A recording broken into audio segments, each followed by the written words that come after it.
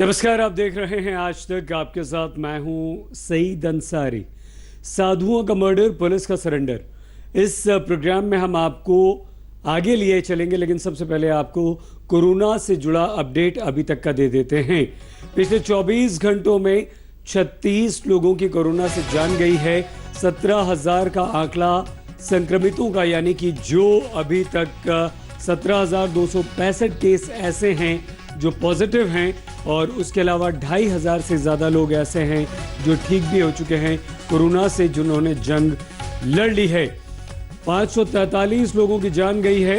पिछले 24 घंटों में 36 लोगों की मौत हुई है। अभी तक इसकी कोई वैक्सीन नहीं है, लेकिन सोशल डिस्टेंसिंग ही सबसे बड़ी वैक्सीन है। इस बीच खबर ये आ रही है कि गोवा में कोरोना का अब एक भी एक्टिव मामला नहीं है।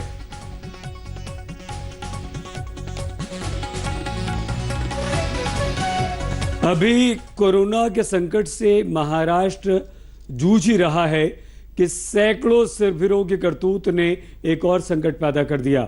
महाराष्ट्र के पालघर में 2 साधुओं समेत 3 लोगों की हत्या ने इंसानियत को शर्मसार कर दिया।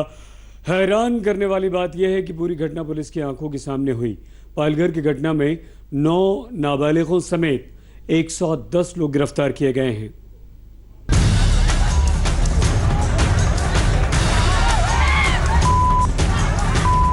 ये क्रूरता की पराकाष्ठा है।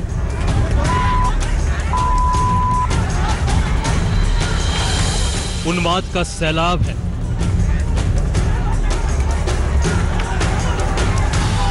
सिरफिरे भीड़ का अंधा कानून है। इंसानियत की हत्या है।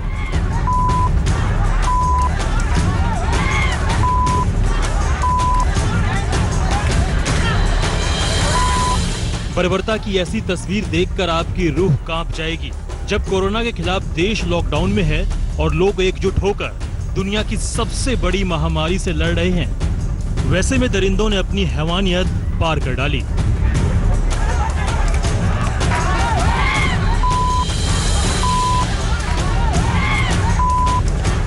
घटना महाराष्ट्र के पालघर की है। महाराष्ट्र में सत्ता की हनक जहां से चलती है, यानी मुंबई से करीब 200 किलोमीटर दूर पालघर के एक गांव में जब लोग सो रहे थे, तभी उन्मादी भीड़ निहत्थे साधुओं पर टूट पड़ी।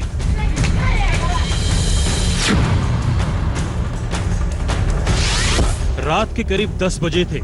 सन्नाटे के बीच उपद्रवियों ने निहत्थे साधुओं पर हमला बोल दिया।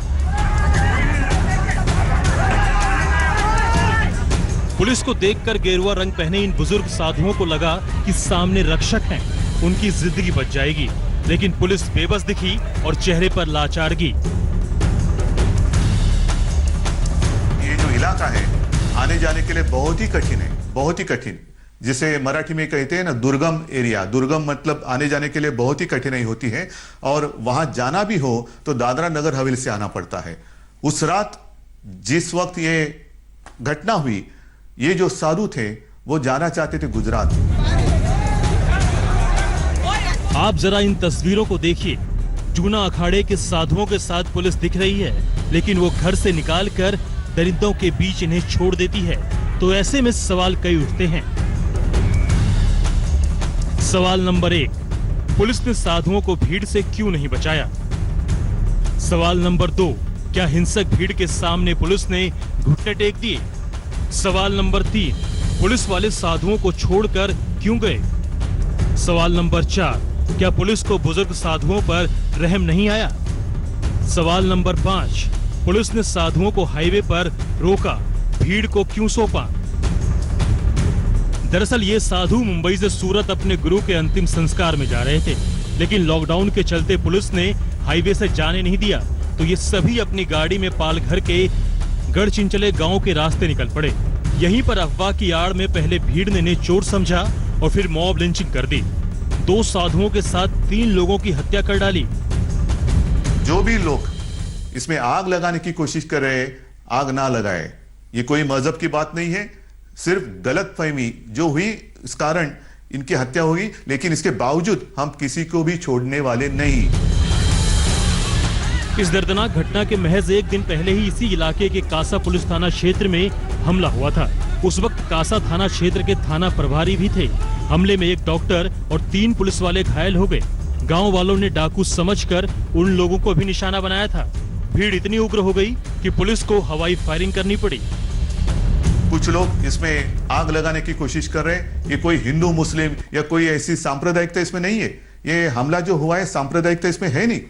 ये दुर्भाग्य की बात है, गलतफहमी के शिकार हुए हैं, जो बहुत ही निंदनीय बात है। अब ऐसे में ये बात समझ से परे है कि जब एक हमला 24 घंटे पहले ही हुआ था तो पुलिस ने गश्त क्यों नहीं बढ़ाई। अगर पुलिस ने इस मामले को गंभीरता से लिया होता तो शायद 2 साधुओं के साथ 3 लोगों की जान बच जाती। फिलहाल 2 पुलिस इंस्पेक्टर को सस्पेंड कर दिया गया है।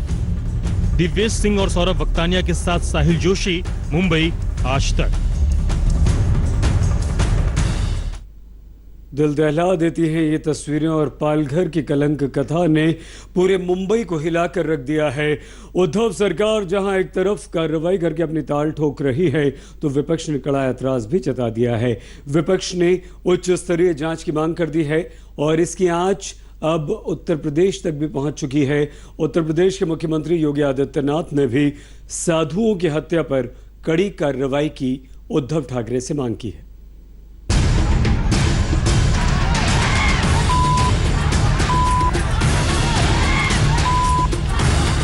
ये दिल दहला देने वाली तस्वीरें वैसे तो 16 अप्रैल की हैं, लेकिन जब सामने आई तो बवाल मच गया। कोरोना से लड़ रहे मुंबई की सियासत का रुख मोड़ दिया। उद्धव सरकार पर पालघर कलंक का ठप्पा लग गया। महाराष्ट्र के पूर्व सीएम देवेंद्र फडणवीस ने साधुओं पर हमले के जरिए महाराष्ट्र की कानून व्यवस्था पर भी सवाल उठा दिया है। पुलिस के सामने इस प्रकार से भीड़ लोगों को मारती है, पुलिस के हाथ से छीनकर मारती है, पुलिस के सामने लाठियां बरसाती है और पुलिस भी कार्रवाई करने को तैयार नहीं। इससे और शर्मनाक बात क्या हो सकती है। कहीं ना कहीं महाराष्ट्र में कानून व्यवस्था लचर हो गई है। महाराष्ट्र के पालघर में साधुओं की हत्या की जांच यूपी पहुंच गई है। गुस्से का उबाल लखनऊ में भी देखा जा रहा है। यूपी के सीएम योगी आदित्यनाथ ने इस निर्मम हत्या पर उद्धव ठाकरे से फोन पर बात की और ट्विटर के जरिए जानकारी दी। महाराष्ट्र के सीएम ने बताया कि कुछ लोग गिरफ्तार कर लिए गए हैं और बाकी के खिलाफ सख्त कार्रवाई की जाएगी। जो भी लोग इसमें आग लगाने की कोशिश कर रहे हैं, आग ना लगाए। ये कोई मजहब की बात नहीं है, सिर्फ गलतफहमी जो हुई इस कारण इनकी हत्या हुई, लेकिन इसके बावजूद हम किसी को भी छोड़ने वाले नहीं। उद्धव राज में साधुओं की हत्या से बीजेपी सांसद साक्षी महाराज भी गुस्से में हैं। उन्होंने उद्धव सरकार को सख्त चेतावनी दी है और सवाल उठा दिए कि जब देश की तरह महाराष्ट्र में भी लॉकडाउन है तो एक साथ 200 से ज्यादा लोग कैसे जुट गए और हिंसक वारदात को अंजाम दे दिया। लॉकडाउन चल रहा है, महाराष्ट्र में सबसे बड़ी महामारी फैली हुई है, उसके बावजूद भी सड़क पर ये 200-250 लोग आ कहां से गए हथियार लेकर के? ये लाठी डंडे लेके आ कैसे गए? क्या वजह क्या लगती है? मुझे लगता है उनके भगवे कपड़े देखकर, और आजकल लोग भगवा के बहुत विरोध में कई प्रांतों में हैं, तो जानबूझ करके ये 2 महात्माओं की हत्या करके हिंदू समाज को सबक सिखाने का प्रयास किया गया है। इसलिए सारा साधु समाज आक्रोशित है। इस बीच केंद्र से भी उद्धव के फोन पर घंटी बज गई। गृह मंत्री अमित शाह ने महाराष्ट्र के सीएम से इस मामले पर बात की है। साथ ही पालघर की निर्मम घटना पर पूरी रिपोर्ट मांग ली है। जो भी लोग इसमें गलतफहमी फैलाने की कोशिश करेंगे, कृपा कर ऐसा मत करें। मेरी बात अमित शाह जी से भी हुई है। सुबह उनका फोन था, कल योगी जी का भी फोन था और उनको भी मैंने सारी बात समझाई है। अमित भाई ने भी, उनको भी पता है कि यहाँ कोई अगल बगल में ऐसी कोई दूसरे सांप्रदाय या मजहब के लोग रहते नहीं है, तो इसमें सांप्रदायिकता की बात है ही नहीं। हालांकि इस घटना की आंच फिलहाल बुझने वाली नहीं है। जिस तरह से महाराष्ट्र से लेकर यूपी और दिल्ली तक सियासत की घंटी बज गई है, ऐसे में साधुओं की हत्या के मामले पर जल्द ब्रेक लगने वाला नहीं है। मुंबई से दिव्येश सिंह के साथ दिल्ली से अशोक सिंघल, आज तक। पालघर में साधुओं की हत्या पर साधु समाज बेहद गुस्से में है। अखाड़ा परिषद ने उद्धव ठाकरे और उद्धव सरकार को ललकार दिया है। अखाड़ा परिषद ने तो यहां तक कर दिया और कह दिया कि अगर महाराष्ट्र की सरकार उद्धव ठाकरे ने कार्रवाई नहीं की तो लॉकडाउन खत्म होने के बाद साधु संत महाराष्ट्र की तरफ कूच कर देंगे।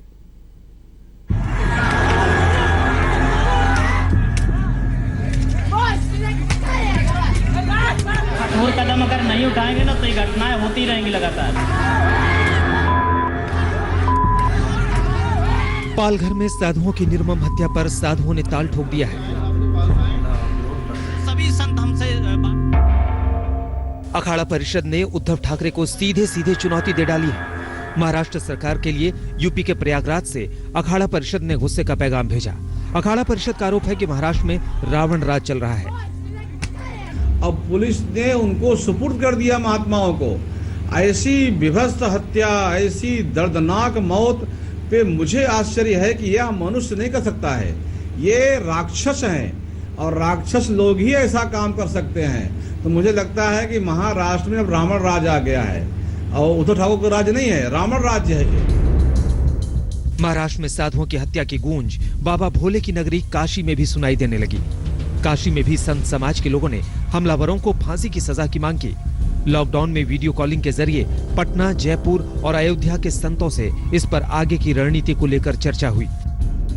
ये ऐसी कचोट देने वाली घटना है, इसलिए पूरा संत समाज आज दुखी है और इस पर बहुत बड़ा निर्णय लेने वाले, जैसे हमारे अखाड़ा परिषद के अध्यक्ष जी भी ने कहा है कि लॉकडाउन खुलने के बाद तत्काल हम लोग अगर कोई ठोस कदम वहाँ की सरकार ने नहीं उठाया तो हम लोग वहाँ कूच करेंगे और इसका जो है नतीजा बहुत बुरा होगा।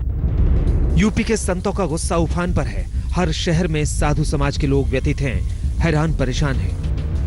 महाराष्ट्र के पालघर में जूना अखाड़े के 2 साधुओं और उनके ड्राइवर की निर्मम हत्या के बाद से साधुओं में गुस्सा बेहद बढ़ गया है। इसी को भांपते हुए मुख्यमंत्री योगी आदित्यनाथ ने उद्धव ठाकरे से बात की है।